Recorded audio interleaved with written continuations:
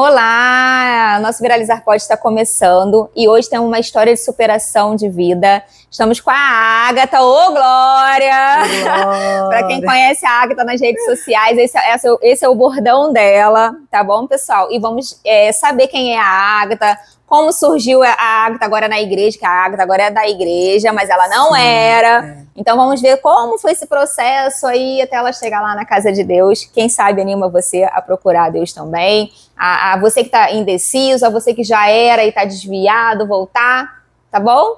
Né, Ágata? Sim, tudo bem? Sim, tudo. Tá tranquila? Tô. Então vambora. Vamos lá. Como que foi a Ágata na infância? Vamos começar lá do início. Então, a Ágata da infância era uma menina bem calma, né? Sempre fiquei muito junto com a minha mãe, quando eu era pequena, né? E o tempo foi passando e eu lembro, né? Que quando eu era pequena, as tiazinhas lá da rua, ela sempre levava as crianças na igreja. E eu lembro que a tia sempre me levava, né? E eu gostava, gente. Eu gostava de ir pra ficar lá na Você gostava salinha. de ir pra igreja pra comer ou pra ir lá rezar lá pra Deus lá? Eu gostava de ir pra igreja pra comer na salinha. Entendi. Porque eu não gostava de ouvir, não. Eu gostava da hora do lanche, né? E hoje em dia eu me recordo muito bem, né? Dessa fase aí, boa, né? Era boa, porque você ia lá e comia bastante. Deus estava lá já, ó, só trabalhando você. A semente já estava sendo plantada ali no meu coração e eu nem sabia. Viu?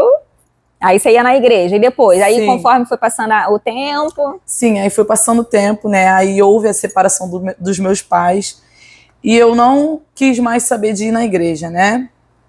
Meu pai foi para um lado, minha mãe para o outro. E isso para mim foi difícil, foi muito difícil.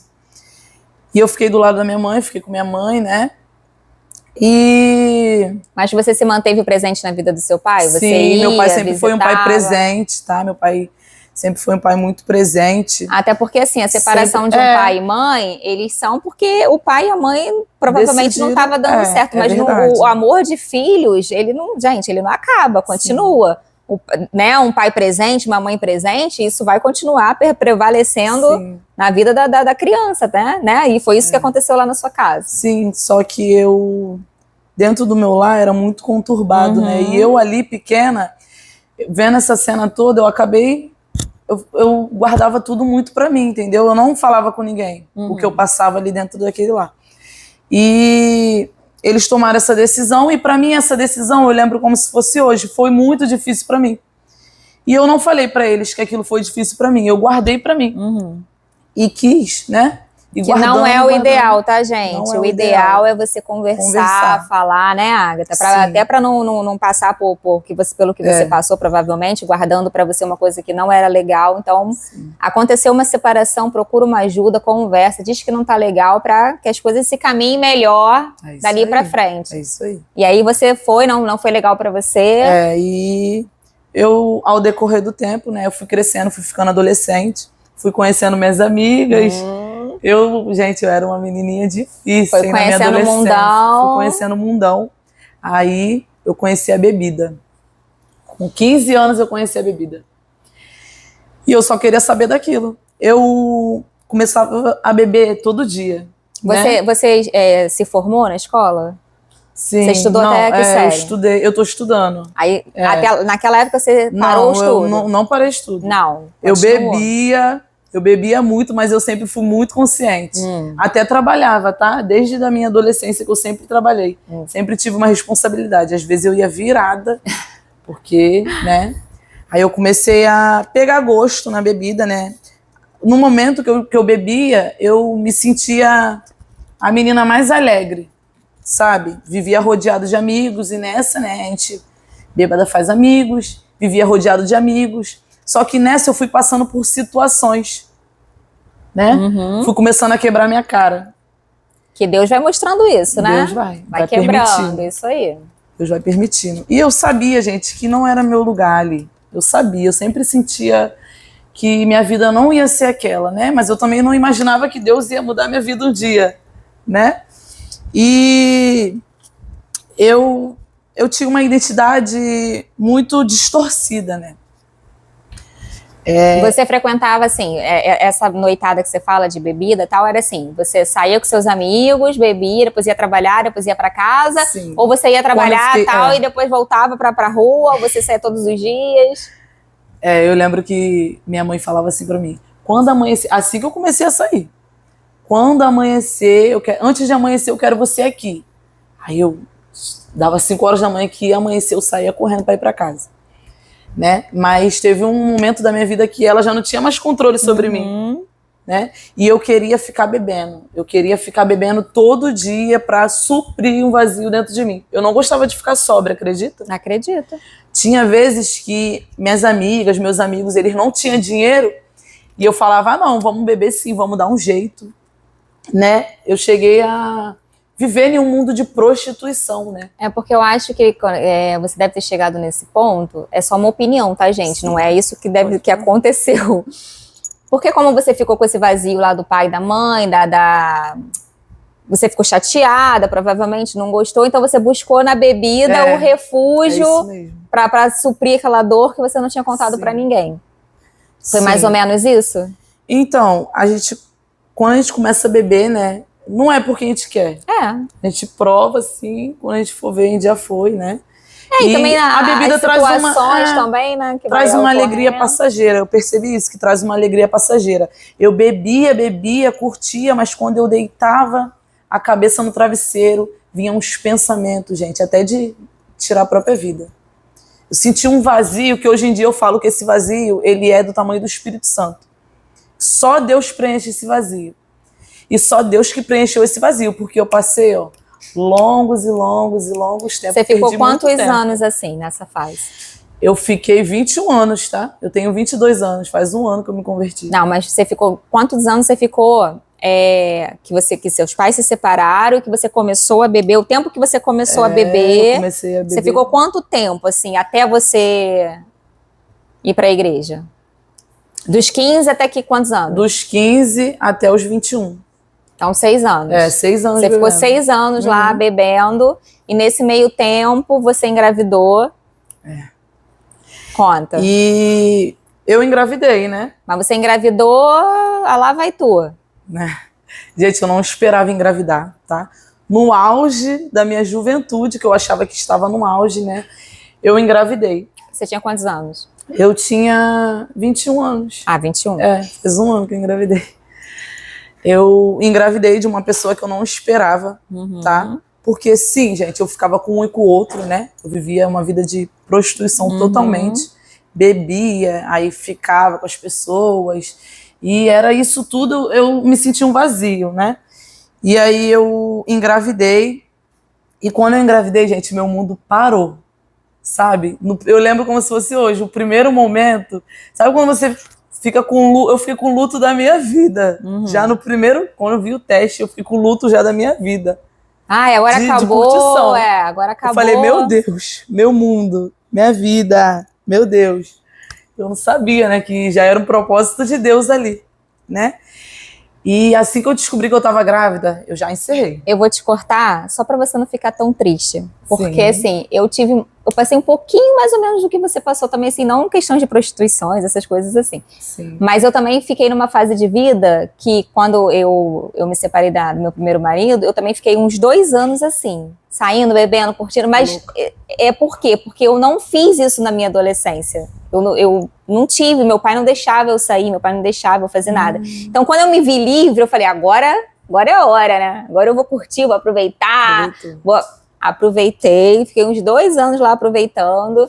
Aí conheci o meu atual marido. E logo que eu conheci meu marido, eu engravidei também. Então, assim, eu entrei em crise também. Eu fiquei desesperada. Pela vida. Eu falei, meu Deus. Não, o meu caso não era nem o fato de perder a vida. Não, eu falei, meu Deus, um filho. Gente, é um filho. Sim. Como é que você vai cuidar de um filho? Eu fiquei totalmente assim, pensando, um filho, uma criança, uma vida. Vou botar uma vida no mundo. E a partir daí meu mundo parou.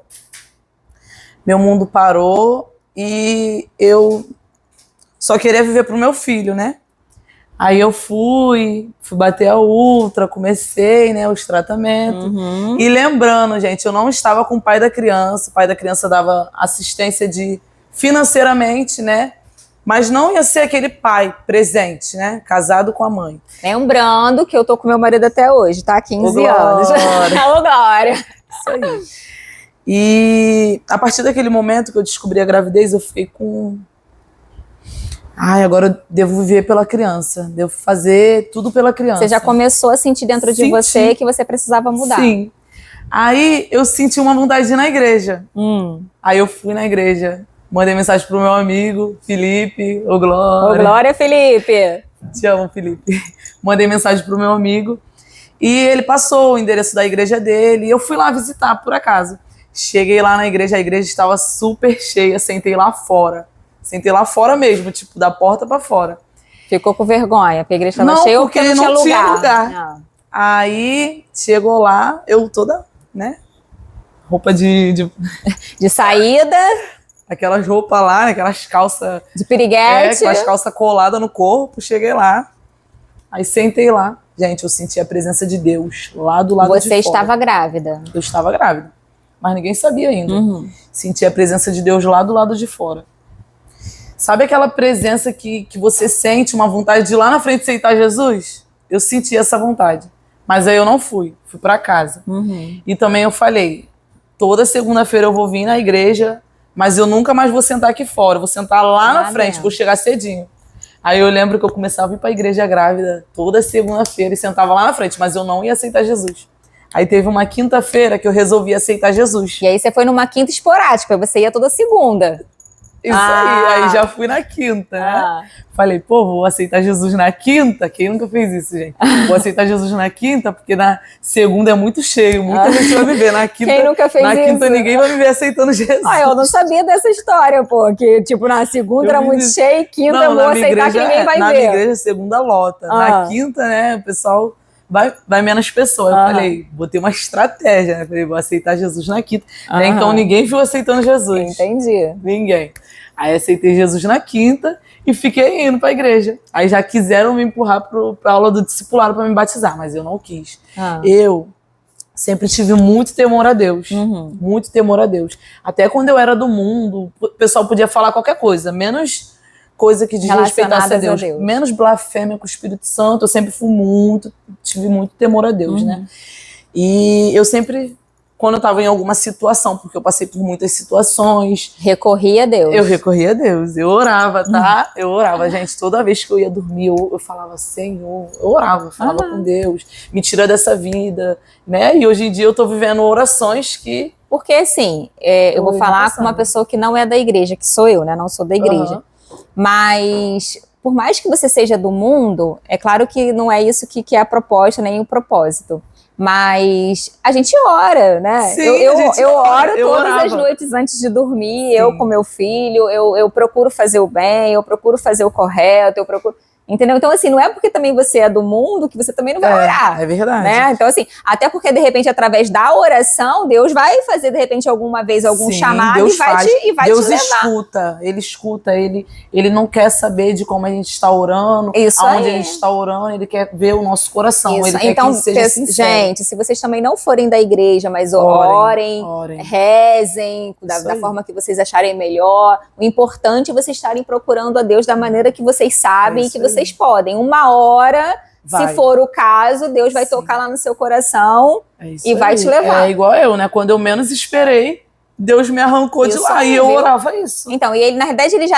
Não foi quando você menos esperou, ele já montou um precedente, tipo, já fez você engravidar. Isso aí, já fez você engravidar pra te tirar de lá, pra te levar, entendeu? Então, assim, não foi do nada. Não, quando foi você um vai plano de salvação. Isso aí, quando Só você vai que perceber... Pra mim foi do nada, né? Mas pra Deus não, ele tinha um plano de salvação. Pra gente ver que tudo que acontece na Bíblia, do início ao fim, é um plano de salvação, né? Tudo que acontece com os discípulos, com os profetas, tudo é um plano de salvação. Tudo que está dentro da Bíblia. E hoje em dia não é diferente. Tudo que acontece, nada é por acaso. É um propósito, é um plano de salvação. E eu costumo dizer que Deus dá duas oportunidades pra gente. Uma no amor e a outra na dor. Isso aí. Ele me chamava desde pequena no amor, né? E você só foi pela dor. E eu só fui pela dor. E aí você foi, se batizou. Eu senti... Estava grávida. Aí eu ia pra igreja grávida, né? e quiseram me empurrar pro discipulado. E eu não quis, eu falei, não vou me batizar não, batizar é coisa séria. Batizar eu vou ter que mudar de vida de vez, né? Mas depois que eu tiver o bebê, eu vou beber mais um pouquinho, depois quem sabe eu me batizo. Eu pensava assim, né? E eu, toda vez que eu ia na igreja, eu sentia a presença de Deus. Mas eu já não bebia mais porque eu estava grávida, já não praticava já muita coisa, nem ficava mais com ninguém, só ia pra igreja, pra casa. Aí teve um dia que eu fui pra igreja e foi umas amigas minhas do mundo. Aí elas foram, no final do culto, elas foram e planejaram ir pro baile. Pô, Agatha, vamos pro baile, não sei o quê. Eu falei, não vou não. Se vocês quiserem, vocês vai. Eu agora tô na igreja. Eu tinha aceitado Jesus, só não queria me batizar. Eu falei, não vou não, porque agora eu tô na igreja. Você já tava com propósito? Sim, já. Aí ela virou pra mim e falou assim, tem que parar com isso, de achar que só porque tá na igreja, não vai pro baile, só porque veio pra igreja hoje, não vai no baile. O que tem no baile? Eu falei, eu não vou no baile, não sei o quê. Aí ela meio que gritou comigo na porta da igreja e saiu. Na porta da igreja saiu andando.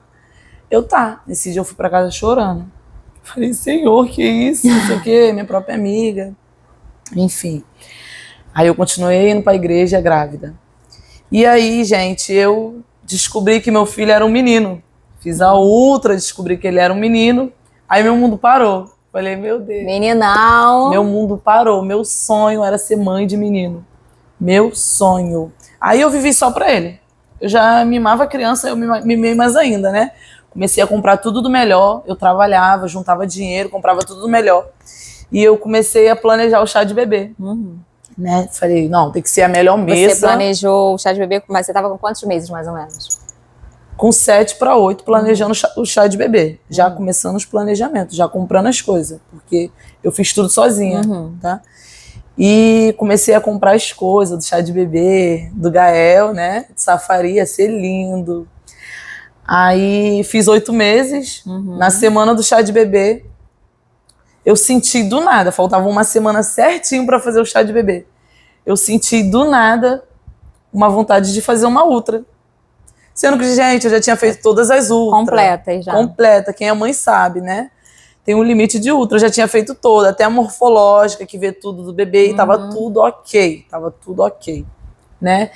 E quando eu cheguei lá pra fazer essa ultra, a minha mãe até falou assim, pra que tu vai gastar dinheiro fazendo a ultra na semana do chá de bebê? Compra mais coisa pro chá de bebê. Falei, não, quero ver meu filho. Fui ver meu filho. Quando chegou lá, né, eu esperando minha vez, foi eu e minha prima pequena e minha irmã. Aí quando chegou lá, aí chegou minha vez, doutor Rui, aí ele passou um negocinho assim na minha barriga, ele, ué. Aí eu, ué o quê? Gente, pra mim ele ia falar, ué, não tem nada na tua barriga, menina. Juro, na hora, eu pensei, né, mãe. Aí eu falei, ué, o que tanto é, gente? Fala, o que tá acontecendo? Aí ele foi, falou assim, se você fosse minha filha, uma sobrinha, alguém da minha família, eu te levava pra maternidade hoje. Porque você perdeu o líquido e você vai ter que fazer o parto da criança. Aí eu, não, semana que vem já é o chá de bebê. Que isso? Como que eu vou fazer o parto se semana que vem é o chá de bebê? Nem fiz o chá de bebê ainda. Nem fiz o chá de bebê, ele faz com a criança. Mas ele já sabia que o pior estava por vir, mas ele também não pode dar notícia assim, né? Ainda mais que você tava com... Não tava com adulto, tava? Não tava. Só tava eu e duas crianças, né? Duas crianças. Aí eu cheguei em casa, contei pra minha mãe, mas eu falei assim pra minha mãe, mas eu não vou não, pra tu ver que eu era louca, gente. Falei, eu não vou fazer essa outra não, só depois do chá de bebê que eu vou fazer o parto da criança. Aí minha mãe foi, vai agora, me botou no carro e eu fui. Aí eu lembro que eu cheguei na maternidade, mediram minha pressão, já me internaram. Minha pressão estava 14, estava super alta, eu estava quase tendo uma eclâmpsia. E eu tinha perdido tudo que era líquido que tinha na barriga. Mas você não sentiu? Não saiu, não senti. Não saiu na calcinha, não saiu. A única coisa que aconteceu, meu pé estava ficando inchado. Sendo que no processo do meu pé ficando inchado, eu estava indo lá na clínica da família e tava dando que era nada. Eles mediam a minha pressão, tava dando que era nada. Okay. Vê que foi coisa de Deus. Permissão de Deus, né? E já era o plano de salvação de Deus ali na minha vida. Viu? Pela dor. Pela dor. Mas foi o plano de salvação. E na hora eu não entendia, eu ficava falando assim lá. Eu lembro que já me internaram por causa da minha pressão alta e eu ficava falando, Senhor, que isso? Não resmunguei contra ele, mas ficava falando, Senhor, que isso? Eu tô indo toda segunda-feira no culto, tô indo quinta, meu Deus, que Tô isso? direitinha. Mas eu tinha muito temor, em nenhum momento eu blasfemei contra ele, eu blasfemei contra mim mesmo. Falava, pra que eu nasci? Pra ficar sofrendo assim, porque, gente, no mundo eu sofri muito. Eu não vou contar aqui, mas eu passei por muitas coisas. Muitas humilhações, situações. muitas vergonhas. Quem me conhece sabe, gente, eu ficava muito bêbada. Nossa, só eu gostava de voltar pra casa. Eu não gostava de sair pra beber e voltar cedo, não. Quer me A matar noite é voltar inteira. cedo. Não. Eu ficava sozinha, tá? Se as meninas quisessem voltar cedo, que eu ficava lá. Eu lembro que eu viajava, sumia por aí, ia pra Búzios, aí todo mundo na casa cansado ia dormir e eu ficava bebendo. Sozinha. Ficava bebendo sozinha. Só acordava de manhã eu tava bebendo, olha só. Olha isso. Porque eu preferia ficar bêbada do que ficar sóbria. Porque eu sóbria sentia um vazio dentro de mim muito grande. Então eu preferia ficar preenchendo esse vazio com bebida. Preferia ficar enchendo a cara. E lá na maternidade eu fiquei pensando, parece que passou um filme da minha vida, né? E eu falei, meu Deus, que isso? Aí falaram que eu ia ter que fazer o parto. Aí tá. Mas até aí ninguém falou o que estava acontecendo assim, que Não. o bebê. E nem se passava na minha mente. Porque estavam falando em fazer parto, né? Você não. E eu deitada lá na cama do leito, tinha um bercinho assim, muito lindo. Gente, eu já tava vendo meu filho nascendo, eu colocando naquele bercinho. Porque fica uma fraldinha, quem é mãe sabe, fica uma fraldinha assim, uma roupinha, e eu tava doida. Gente, eu fiquei até falando com meu primo, que ficou lá me acompanhando. Caraca, fraldinha que Gael vai botar, meu Deus. Aí tem uma amiga minha que me ligou de chamada de vídeo. Agatha, eu tô sabendo que o bebê vai nascer, né? Sabendo que o bebê vai nascer. Eu moro aqui perto do centro da cidade, vou levar aí umas roupas que eu vou comprar aqui agora, amanhã eu vou lavar, já vou passar e vou levar aí na maternidade pra você. Aí eu... Ô, Glória! Aí eu falei, tá bom, amiga, ele vai nascer sim, não sei o quê. Aí ela... No dia seguinte, ela ainda me ligou, mostrando as roupinhas. Comprei aqui. Gente, olha, as coisas mais lindas. E ela já tinha preparado a bolsa para levar lá. Aí começaram a fazer um bocado de exame, né? Aí botaram uma pedra para me dormir. Na primeira noite, botaram uma pedra na minha barriga. Quem é mãe sabe, fica escutando o coração da criança, né? Aquela pedra, eu boto gel. E eu fiquei escutando o coração do Gael a noite toda. E aí eu já fiquei ansiosa pelo parto, né? E foi quando eu acordei no dia seguinte já, ansiosa pelo parto. A médica me chamou para conversar. Foi lá na sala conversar comigo. E ela falou, então, mãezinha, como você perdeu muito líquido, o seu filho ficou com alguns problemas. E ela falando super natural. Super natural, eu nunca achava que ela ia falar o que ela falou. O seu filho vai nascer, mas ele vai nascer vivo, pode até nascer vivo, mas ele não vai sobreviver por muito tempo. Aí eu, quê? Não, meu filho vai nascer vivo, meu filho vai viver. Tá repreendido tuas palavras. Eu falei assim mesmo, né? Tá repreendido tuas palavras. E tá repreendido, meu filho vai viver sim. Aí ela, agora você tem que ficar calma, porque a sua vida também está em jogo. Sua pressão está muito alta. Se você ficar nervosa, você pode ter uma eclâmpsia e acabar morrendo também junto com a criança. Aí eu, não, meu filho vai viver, meu filho vai viver. Aí eu lembro que as mães que estavam lá do lado, né, tinha 3 macas assim. Eu estava na do meio e tinha duas grávidas já, dando à luz. Aí a médica saiu, né? Aí ela veio em mim e falou, teve uma que veio em mim, se ajoelhou e falou, isso aí, continua com tua fé assim, se você tem fé que seu filho vai viver, não escuta o homem, escuta Deus. Isso aí, gostei. E chorando, né? Falando comigo. Aí eu amei. Aí, no dia seguinte, a médica veio com uma enfermeira, aí foi na primeira. Aí me ouviu o coraçãozinho do bebê. Aí me pulou, eu estava no meio. Ela foi para a última. Aí escutou o coraçãozinho do bebê. Aí Ué, gente, acho que ela esqueceu de mim, né? Não veio em mim. Aí meu primo, deve não fazer esse procedimento em tu, não. Aí é verdade. Aí depois ela veio em mim. Mas eu também, gente, não desconfiei nada. Porque, gente, a gente que é mãe sabe, a gente pode pensar tudo. Menos que vamos perder o nosso filho, Com né? certeza, né? E ela veio em mim e colocou. A enfermeira veio, eu lembro, a enfermeira veio, a médica ficou atrás. Aí ela colocou o negócio da ultrassom. Aí não fez barulho nenhum. Aí a médica, esse daí deve já tá ruim. Sendo que meu primo falou que viu ela fazendo assim, né? Aí ela, esse daí deve já tá ruim. Eu toda boa pra escutar o coração, né? Aí ela veio com outro aparelho e não ouviu nada. Aí ela foi, desligou e sentou assim na minha frente. Ela, então, mãezinha, super calma. Gente, eu nunca achei que ela ia dar essa notícia. Então, mãezinha, como eu conversei com você e eu disse que a criança ia nascer, mas não ia viver. Então, juro, nessa hora, eu juro que se passou na minha mente que ela ia falar, então, seu filho vai viver sim. Eu jurava que ela ia falar isso, até o último momento, né? E ela, então, o coraçãozinho dele acabou de parar de bater.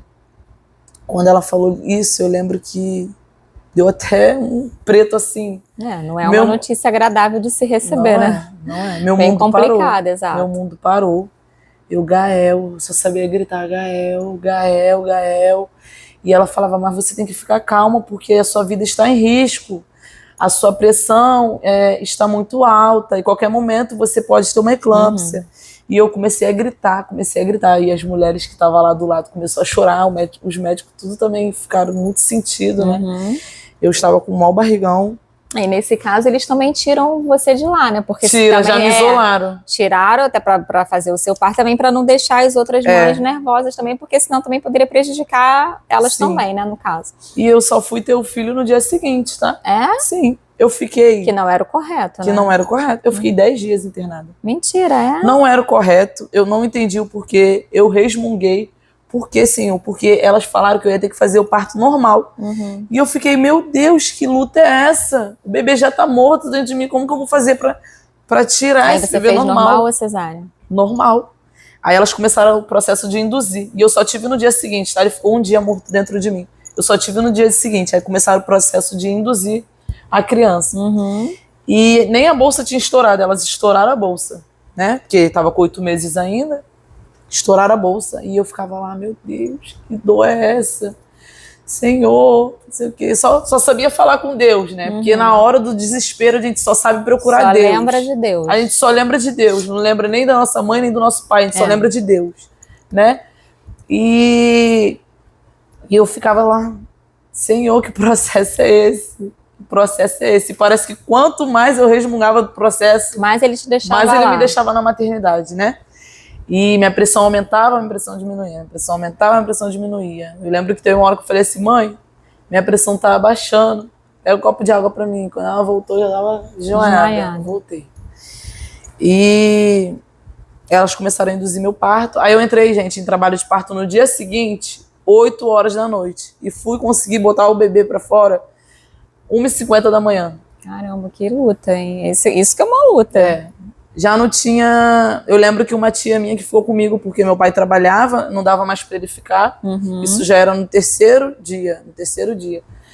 E não tinha mais gente pra ficar. Aí uma tia minha ficou comigo, depois ela trocou com minha prima, com minha amiga. Aí minha amiga ficou comigo na hora do parto, me ajudou. Eu lembro que minha amiga vinha, fazia carinho assim em mim. Eu, não faz carinho em mim agora não, porque a dor era muito grande. Quando começou a vir as contrações.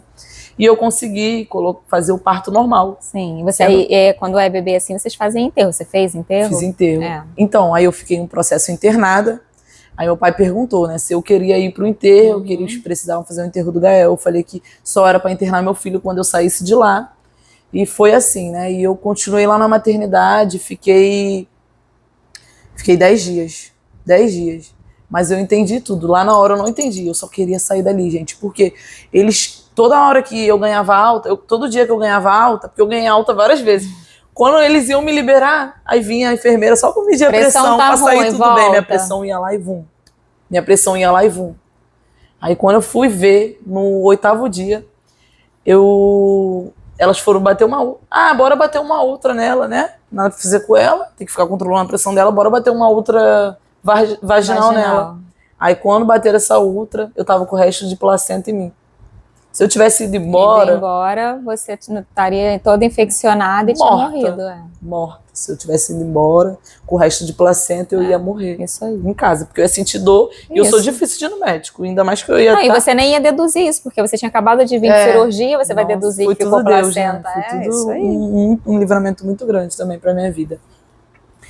E elas teve que me botar pra sala de cirurgia de novo, para fazer a raspagem, né? Fiquei até com medo, ai meu Deus, sala de cirurgia, nunca tinha entrado numa sala de cirurgia. Aí fizeram a raspagem, aí eu voltei para a sala. E eu lembro que no 9º dia, eu lá no quarto, isolada, não tinha mais ninguém para ficar comigo. Porque meu primo não dava mais para ficar comigo. Minha amiga tinha que trabalhar, todo mundo tinha a sua vida lá fora. Então ninguém podia parar a vida para dormir comigo. Aí ficavam comigo no acompanhamento do celular. E eu fiquei 2 dias assim, sozinha na maternidade. E entrava gente, tem uma sala do luto para as mães, né, que não sabe. Tem uma sala do luto e todas as mães que entravam lá era liberada, menos eu. Gente, eu conheci tanta gente lá dentro dessa sala e todas eram com, não menosprezando, né, os casos, mas o meu caso era um dos piores, né, e todas se motivavam, né. E eu conversava com elas, mas teve um dia que eu não quis nem olhar para um lado nem para o outro. Doida para ir embora. Doida para ir embora. Aí teve um dia que não tinha mais ninguém. No 9º dia. Não tinha mais ninguém dentro daquela sala. Só eu, gente. Vocês têm noção? Horrível. Com uma dor dessa, sozinha no hospital. Horrível. Aí eu fui na varanda, passou um bebezinho, uma mãe com um bebezinho lindo, branquinho, parecia até meu filho. Eu entrei em crise. Falei, meu Deus, assim minha pressão não vai se controlar nunca.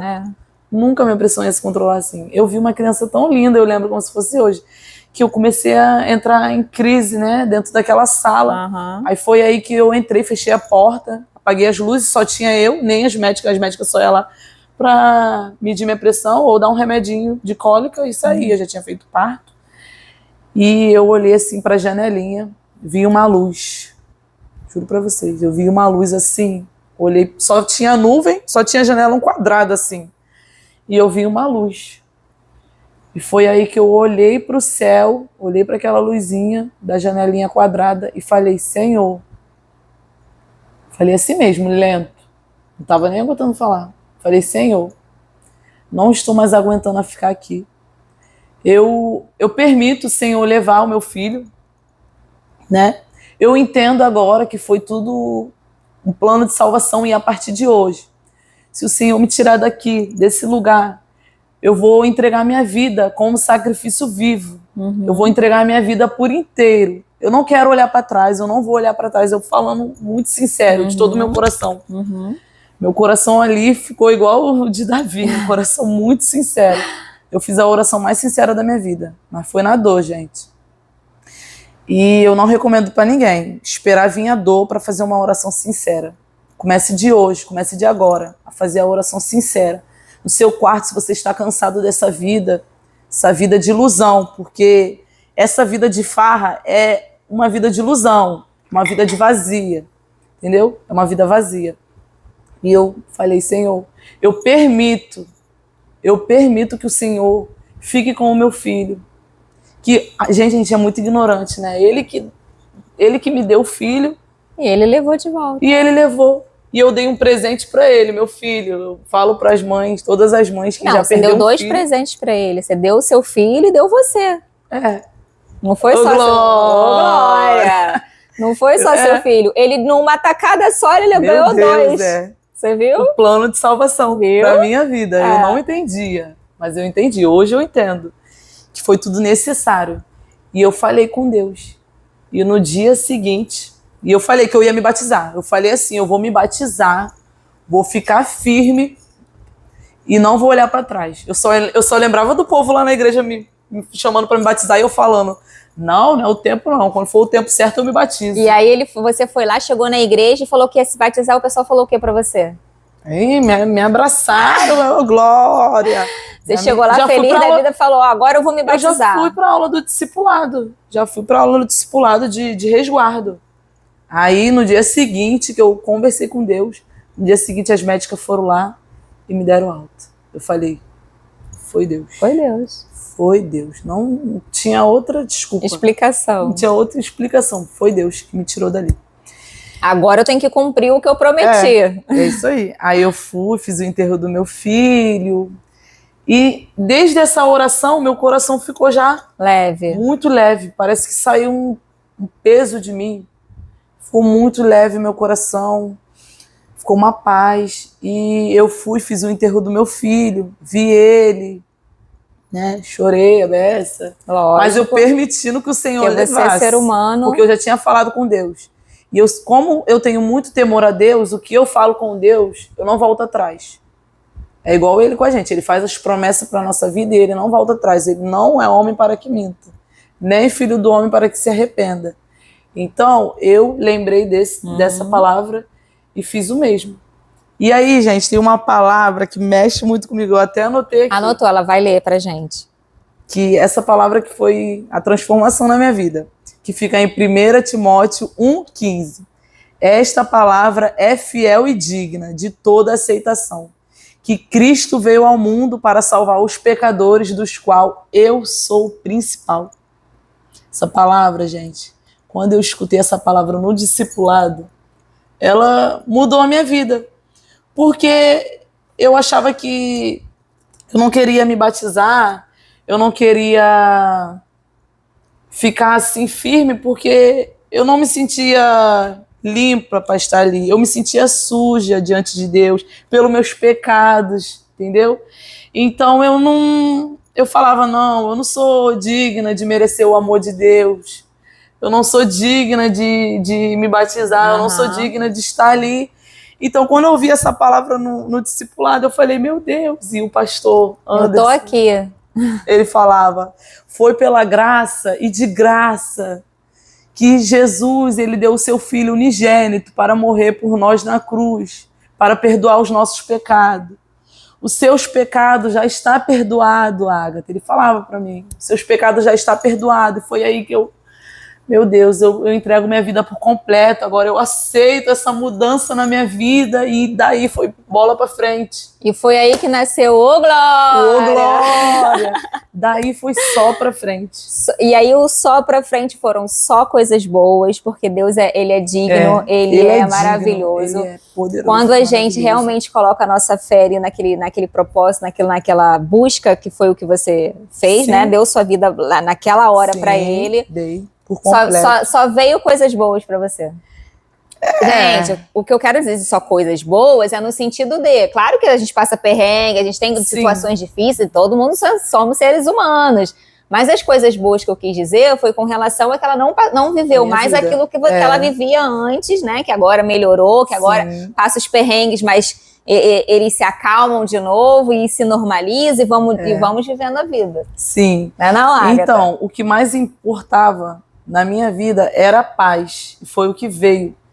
Cristo, quando ele entrou na minha vida, quando eu levantei as mãos, porque a gente fala que quando a gente levanta as mãos, é necessário levantar as mãos para aceitar Jesus, porque quando você está algemado, você consegue? Não.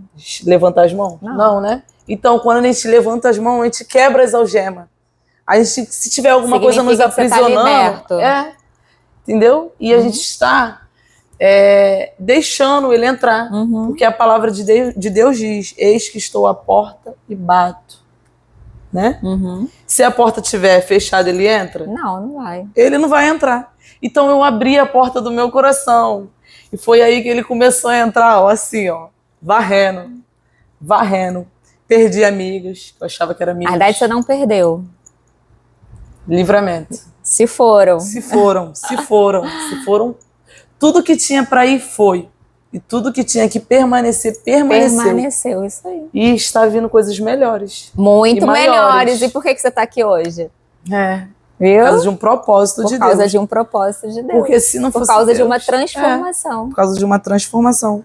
Eu estou aqui hoje para mostrar que Deus faz. Agora você está na igreja e agora tudo caminhando, influencer, Sim. 5K de seguidores e agora vai só subir, só em nome crescer. de Jesus. E qual é a palavra que você quer deixar pro público aí? Eu quero, gente, primeiramente, tem um versículo que eu guardo muito no meu coração, que desde quando eu ouvi ele, eu ficou aqui.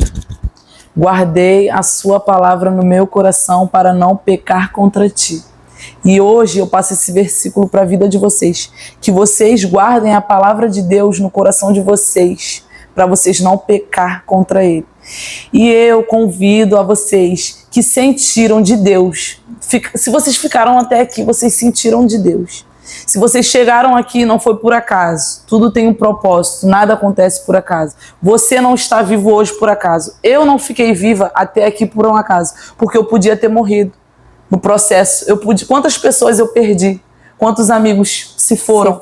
Mas eu permaneci aqui até hoje porque Deus tem um propósito na minha vida. E o meu propósito é ganhar almas para Jesus. É salvar aquele povo que eu convivia no mundo, que eu ficava bebendo junto, que eu ficava saindo junto. Deus está me levantando hoje para falar para vocês que ainda tem vida aí. Mesmo que o cenário diga que é o fim, ainda tem vida aí. Há esperança para a árvore que foi cortada. Se você quiser aceitar Jesus hoje como seu único e salvador, eu te convido a deixar aí no comentário escrito, eu aceito. Porque muitas pessoas não têm a oportunidade de ir na igreja. Qualquer lugar que você esteja assistindo esse vídeo, em qualquer momento que você esteja assistindo esse vídeo, e você quiser levantar as mãos para o céu, você pode levantar as mãos para o céu aí onde você estiver. Mas seja sincero de coração, se arrependa de coração, porque Deus, Ele só quer ver o nosso coração, Ele só quer um coração sincero. Onde que tiver um coração sincero, aquebrantado e arrependido de verdade, é salvo. Ele está lá para amparar. É salvo. Para acolher. E é liberto. E pode ter certeza que a partir do momento que você levanta a sua mão para o alto, você quebra as algemas, quebra as cadeias, as prisões, Ele entra com a vassoura de fogo e faz morada. Ele limpa, Ele tira tudo que está sujo dentro de você e faz a limpeza por completo. A limpeza que Deus fez na minha vida foi por completo. E hoje em dia eu entendo que Deus me deu uma segunda chance de viver tudo novo. A partir do momento que eu tinha levantado a mão naquela quinta-feira e aceitado Ele falou, vou fazer tudo novo. Eu vou entrar com a minha vassoura de fogo na vida dela, porque ela me aceitou como o único e salvador. E ele varreu com a vassoura de fogo. Ele me deu águas vivas, Ele me purificou por dentro e me limpou. E hoje em dia eu não quero e nem vou olhar para trás. Isso aí, nem precisa. Nem precisa. Nem precisa. Porque começa por aí, nem precisa. Eu posso dizer que eu sou feliz. Agora eu sou feliz de verdade. Eu tenho paz. Agora eu durmo em paz. É feliz de verdade. Tem amigas de verdade. Tenho amigas de verdade. Deus está me dando amigas espirituais, gente, que você olha. E Deus está te dando como que eu posso dizer? Uma missão de você espalhar exatamente tudo o que você passou para outras pessoas e quem sabe resgatar muitas dessas vidas que estão por aí perdidas. Eu creio. O propósito da Agatha vindo no nosso podcast era justamente esse. Então você que está assistindo, se assistiu até o final, vai saber que ela nunca tinha contado o testemunho dela, nem na igreja. Por isso eu estou nervosa. Então ela estava muito nervosa. Temos plateia aqui assistindo e chorando. Era um momento aguardado por muitas pessoas. É verdade. Então eu acho assim, e espero que esse podcast, no caso da Agatha, claro que de todas as meninas que passaram por aqui, mas que no podcast da Agatha ele seja transformador, que ele fale com todo mundo que esteja com o coração apertado e precisando ouvir esse testemunho, que ele sirva de acolhimento para muita gente, porque existe muita gente aí fora precisando de acolhimento e às vezes não sabe como. E a internet, às vezes, ela traz muitas coisas ruins, mas traz também muitas coisas boas, e essa é uma delas. Eu agradeço imensamente a Agatha vir dar o testemunho dela aqui no nosso podcast, porque é um reinício da nossa... Uma nova roupagem do nosso podcast, de um reinício, e que esse reinício sejam, assim, com histórias marcantes, com histórias boas, com histórias que sirva para melhorar a vida do outro que está do outro lado. Então eu espero que realmente seja muito bem-vindo para vocês, tá? Sigam a Agatha nas redes sociais dela. Ô Glória! Tá? @AgathaFerreira021. Isso aí. Se inscreva no nosso canal, curta, compartilhe. Se você acha que tem alguém precisando ouvir a história da Agatha para de repente movimentar a vida dela e ir para o propósito correto, será muito aceito, tá bom? Um beijo, fiquem com Deus e eu agradeço muito por vocês estarem até aqui, ó, até agora.